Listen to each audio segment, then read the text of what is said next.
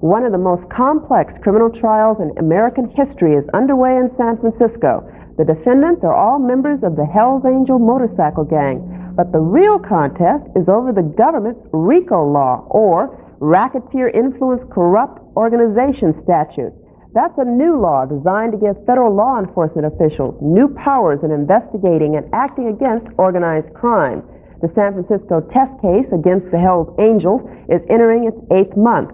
The judge hearing the case at one point collapsed on the bench from apparent exhaustion.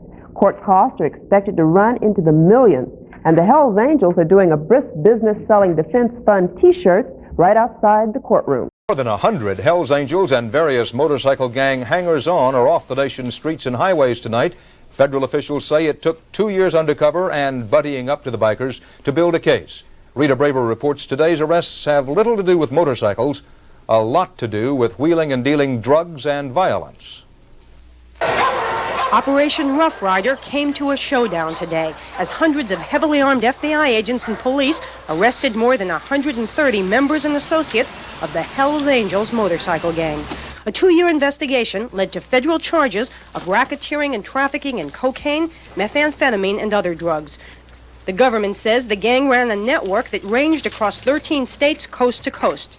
In Connecticut, where 33 men and women were arrested today, a state trooper was shot. He's now in fair condition. They have a reputation for violent behavior. And the allegation was made that in many instances witnesses were intimidated and were frightened.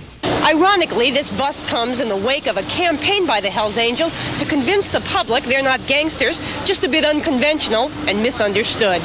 They even made their own movie. It brags that Hells Angels are great street fighters, but asserts innocence of more serious offenses. The Angels claim to be patriots. Sandy Alexander, president of the New York chapter. And Hells Angels are American, and Hells Angels are our way of life. American way of life. But Alexander was arrested today as he made an unusual exit from his clubhouse. One of the houses infiltrated by an undercover FBI agent who posed as a Hells Angels friend.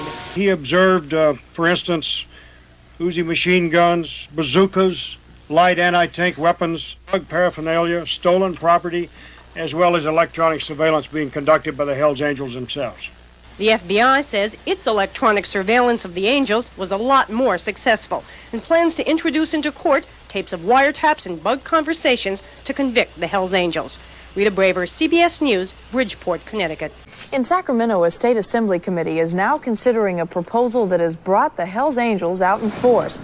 The bikers turned out at the state capitol today to protest the idea of requiring helmets for motorcycle riders in California. The Hells Angels and other riders say the proposed legislation threatens their freedom of choice. But 50 other organizations statewide are in favor of the measure, not just to protect the public's safety, but also to reduce the burden on taxpayers from medical bills for taxpayers. As of late this afternoon, the Assembly Committee was still taking public comment. Well, this was the equally unusual court scene in Los Angeles today. A group of Hells Angels bikers showing up as spectators at the federal district court. They wanted to give moral support to George Gus Christie, a Hells Angels leader who is on trial right now. He's accused of trying to hire a hitman, but the Hells Angels don't buy it. He's never been arrested. Been married 20 years, several children, businesses. He's strictly straight line, yeah. This poster commemorates the day that Christie carried the Olympic torch in the summer of 1984.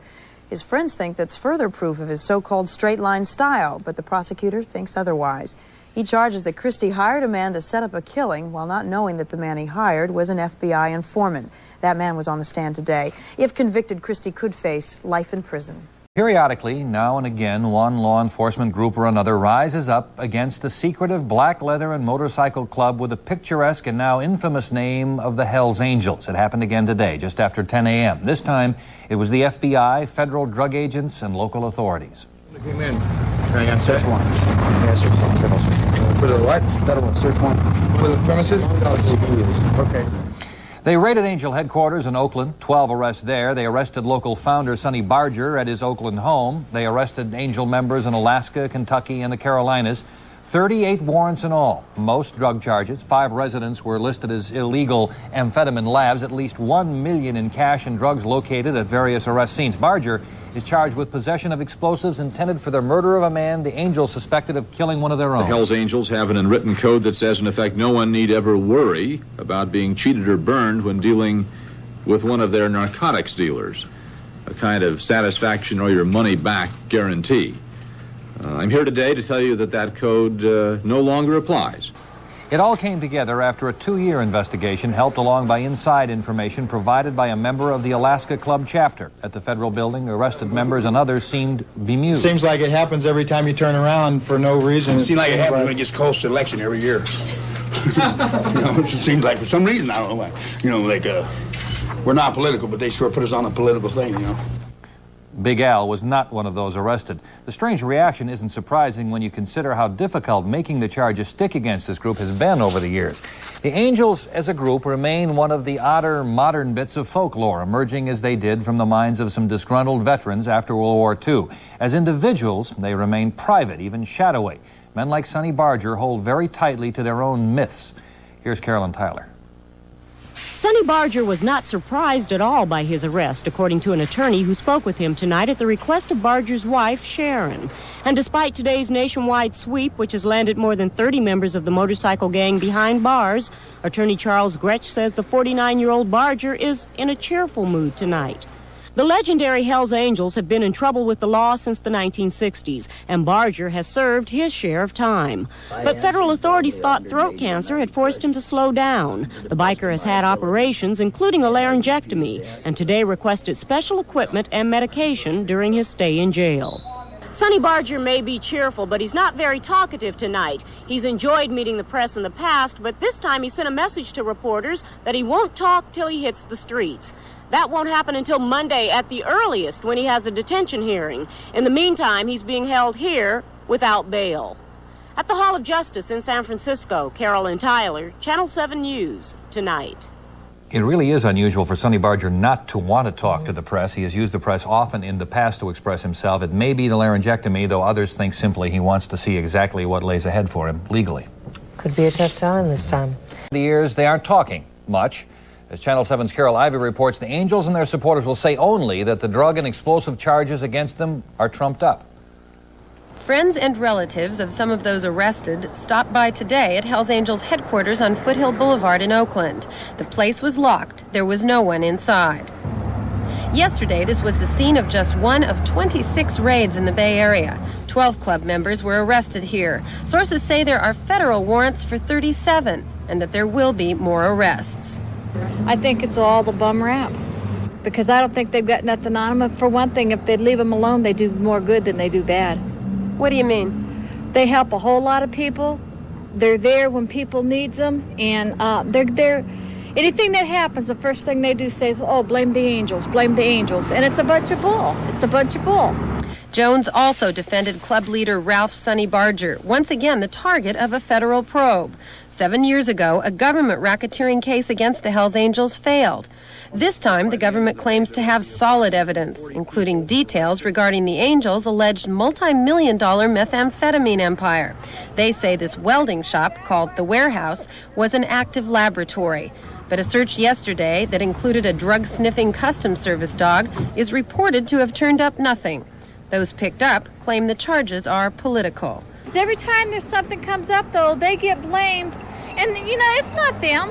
I mean, if they go after the real traffic and leave the Angels alone, the Angels could do them a lot more help than they could bad. Police say the arrests are based on 2 years of accumulated evidence, including tape recordings of national Hells Angels board meetings at which methamphetamine sales were discussed. These elaborate Hells Angels gravestones at the Evergreen Cemetery in Oakland are proof that the Hells Angels have always taken great pride in the fact that they stick together, not only in life, but in death.